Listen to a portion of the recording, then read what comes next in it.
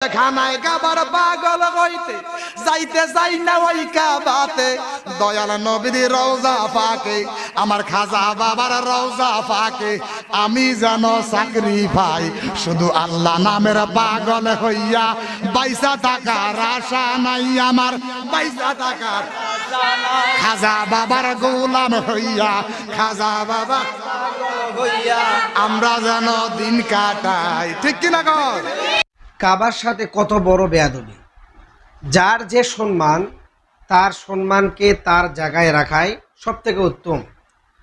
কাবার সম্মান ভিন্ন, নবীজির রওজা এবং মদিনা শরীফের সম্মান আলাদা এবং বুজুর্গানে দিনের সম্মান আলাদা, কিন্তু তার অর্থ এই নয় যে আপনি কাবার সাথে সব কিছু তুলনা করবেন। কাবা হচ্ছে মুসলমানদের এমন একটি জায়গা যেখানে গেলে মানুষের অন্তর শীতল হয়। কাবাকে আল্লাহ রাব্বুল আলামিন পৃথিবীর সর্বপ্রথম ঘর হিসেবে নির্মাণ করছেন। কাবা এত বেশি সম্মানিত যে আল্লাহ রাব্বুল আলামিন যতদিন পর্যন্ত মানুষ কাবার দিকে মুখ করে সেজদা দিবে ততদিন পর্যন্ত আল্লাহ রাব্বুল আলামিন দুনিয়াকে ঠিক রাখবে। যখন কাবার দিক করে সেজদা দেওয়া বন্ধ হয়ে যাবে তখন আল্লাহ রাব্বুল আলামিন পৃথিবীটাকেই ধ্বংস করে দিবেন। কাবার সম্মান, কাবার মর্যাদা পৃথিবীর সমস্ত জমিন, পৃথিবীর সমস্ত স্থান থেকে সব থেকে বেশি সম্মানিত, কারণ আল্লাহ রাব্বুল আলামিন কাবা ঘরকে সবার জন্য নিরাপদ স্থান তৈরি করছেন। কাবা এমন একটি ঘর যেখানে মশা মাছি এমনকি যে কোনো প্রকার জীবজন্তু হত্যা করা সম্পূর্ণ হারাম।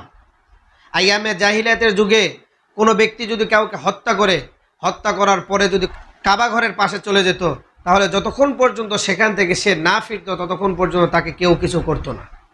কাবাঘর সর্বদা সম্মানিত এবং কিয়ামত পর্যন্ত সেই কাবাঘর সম্মানিতই থাকবে। এমনকি আল্লাহ রাব্বুল আলামিন কাবাঘরের সম্মানের কারণেই হযরত ইব্রাহিম আলাইহিস সালাম যখন কাবাঘর নির্মাণ করলেন তখন বললেন, আপনি এখন ঘোষণা করুন যাতে আমার বান্দারা আমার এই ঘরকে জিয়ারত করার জন্য, তোয়াফ করার জন্য, যাতে আমার বান্দারা আমার এই ঘর তোয়াফ করার জন্য আসে। হযরত ইব্রাহিম আলাইহিস সালাম বললেন, ইয়া আল্লাহ, আমার ঘোষণা কে শুনবে? আল্লাহ রাব্বুল আলামিন বললেন, আপনার দায়িত্ব আপনার ঘোষণা করা, আর বাকি পৌঁছে দেওয়ার দায়িত্ব আমার। ইব্রাহিম আলাইহিস সালামের মাধ্যমে আল্লাহ রাব্বুল আলামিন সমস্ত বান্দাকে কাবা শরীফ তওয়াফ করার জন্য হুকুম করছেন।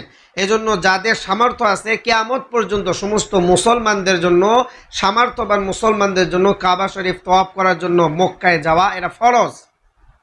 পৃথিবীর এমন কোনো স্থান নেই যেখানে যাওয়া ফরজ, যেটা তওয়াফ করা ফরজ, যেটা জিয়ারত করা ফরজ। পৃথিবীর এমন কোনো স্থান পৃথিবীর কোনো জায়গায় নেই।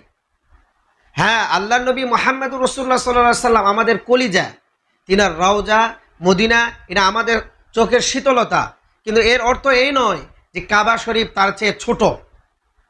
কিন্তু যখন আপনি বলবেন আমি কাবার খাদিম হতে চাই না, আমি খাজা বাবার খাদিম হব, কই খাজা বাবা আর কই কাবা, কার সাথে কিসের তুলনা করলেন আপনি? খাজা বাবার কবরে, খাজা বাবার দরবারে সারা জিন্দেগি কেউ না গেলেও, তার কাছে কেউ সারা জীবনে না গেলেও কোনো গুনাহ হবে না।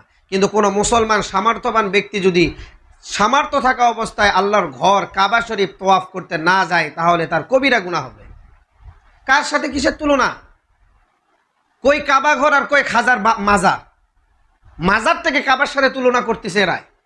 দিন দিন এদের অবস্থা এত হয়ে যাচ্ছে যে এমন এক সময় আসবে এরাই বলবে আর কাবাতে যাওয়ারই দরকার নেই, তাওয়াফ করারই দরকার নেই, হজ করারই দরকার নেই, আসেন মাজার জিয়ারত করেন আপনাদের হজ হয়ে যাবে। এমন পর্যায়ে নিয়ে যাচ্ছে এরা। আল্লাহ রাব্বুল আলামিন কাবার সম্মান কত বৃদ্ধি করছে। আল্লাহ নবী বলে প্রতিদিন কাবার উপরে আল্লাহ রাব্বুল আলামিন 120টা রহমত নাযিল করেন। এর মধ্যে যারা তওয়াফ করে কাবা শরীফ তাদের জন্য 60টি, যারা নামাজ পড়ে তাদের জন্য 40টি, আর যারা শুধু কাবার দিকে তাকিয়ে থাকে তাদের জন্য 20টি রহমত। শুধু কাবার দিকে তাকিয়ে থাকাই যদি এত বড় বরকতময়, এত বেশি সম্মানের হয়, তাহলে কাবা জিয়ারত করা, কাবার গেলাফ ধরে কান্নাকাটি করা, কাবার কাছে সামনে যা সেজদা করে আল্লাহ তাআলার কাছে কান্নাকাটি করা, এটা মুসলমানদের জন্য কত সম্মানের, কত বেশি মর্যাদাপূর্ণ। সারা জিন্দেগি মাজারে থেকে থেকে, সারা জিন্দেগি মাজারের ঘাঁটি খেয়ে খেয়ে, সারা জিন্দেগি মাজারের পোলা খেয়ে খেয়ে জেহেনটাকে এমন করে ফেলে দিছে, কলবটাকে এত বেশি নষ্ট করছে যে এখন কাবার সাথেও তারা বেয়াদবি করতে আর দ্বিধাবোধ করতেছে না।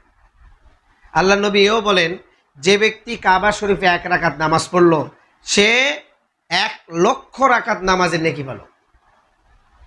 আর যে ব্যক্তি, তিরমিজি শরীফের আরেক হাদিসে আল্লাহ নবী বলেন, যে ব্যক্তি কাবা শরীফ তওয়াফ করলো এবং 2 রাকাত নামাজ পড়লো, আল্লাহ রাব্বুল আলামিন তার প্রতি কদমে, তওয়াফের প্রতি কদমে আল্লাহ রাব্বুল আলামিন গুনাহ মাফ করে দেন এবং প্রতি কদমে 1টি করে নেকি দেন এবং 10টি করে মর্যাদা আল্লাহ রাব্বুল আলামিন বৃদ্ধি করে দেন। সুবহানাল্লাহ। কাবা শরীফের কত মর্যাদা!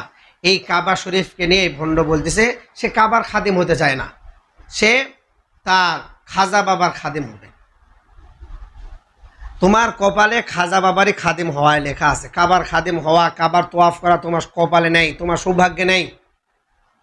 যার যে মর্যাদা তাকে সেখানে রাখেন। আল্লাহ আল্লাহর জায়গায়, নবী নবীর জায়গায়। রওজার সাথে কাবার তুলনা করা মুসলমানদের জন্য কখনো ঠিক হবে না। কাবা কাবার জায়গায়, রওজা রওজার জায়গায়। এর অর্থ এই নয় যে আপনি রওজাকে এত বেশি সম্মান করলেন যে কাবা ঘরকে আপনি তুচ্ছ করলেন, তাহলে আপনার ঈমান চলে যাবে, আপনি বেঈমান হয়ে যাবেন। কাবা কাবার জায়গায়, রওজা রওজার জায়গায়। আমরা কাবাকে সবার উপরে রাখি। আল্লাহর নবীও কাবাকে বেশি ভালোবাসছেন, যার কারণে মক্কা থেকে যাওয়ার সময় বারবার কাবার দিকে ফিরিয়ে তাকাইছেন। এত বেশি ভালোবাসছেন যে আল্লাহর নবীর মহব্বতের কারণে কেবলা ফিরে আল্লাহ রাব্বুল আলামিন কাবার দিকে কেবলা করে দিয়েছেন। তো কাবা মুসলমানদের সব থেকে বড় এবং মহব্বতের এবং সম্মানের উঁচু জায়গা হচ্ছে কাবা। এরপরে পৃথিবীর মধ্যে সব থেকে শ্রেষ্ঠ এবং মর্যাদাপূর্ণ মুসলমানদের জন্য হচ্ছে মদিনা, নবীজির রওজা। এজর ভাই মোহতারাম, দোস্তার বুজুর্গ, এরা যেভাবে দিন দিন বুজুর্গ এবং অলিয়া উলিয়াদের মহব্বতের নামে দিন দিন ভণ্ডামি বাংলাদেশে যেভাবে বাড়াইতেছে, এমন এক পর্যায়ে আসবে যে এরা মাজারকেই কাবা বানিয়ে ফেল দেবে। আর হজ করার কোনো প্রয়োজন এদের থাকবে না, কাউকে হজে যেতে দিবে না, বলবে যে সবাই আসেন, মাজারে আসেন, তোয়াফ করেন, আপনাদের হজ হয়ে যাবে। আল্লাহ রাব্বুল আলামিন আমাদের এসব ভণ্ড মাজার পূজারীদের থেকে হেফাজত করুক এবং আমাদের ইসলাম যেটাকে যেভাবে সম্মান করার কথা বলছে সেটাকে সেইভাবে সম্মান করার আমাদেরকে তৌফিক দান করুক এবং আমাদের সবাইকে মৃত্যুর আগে কাবা তোয়াফ করার তৌফিক দান করুক। আমিন।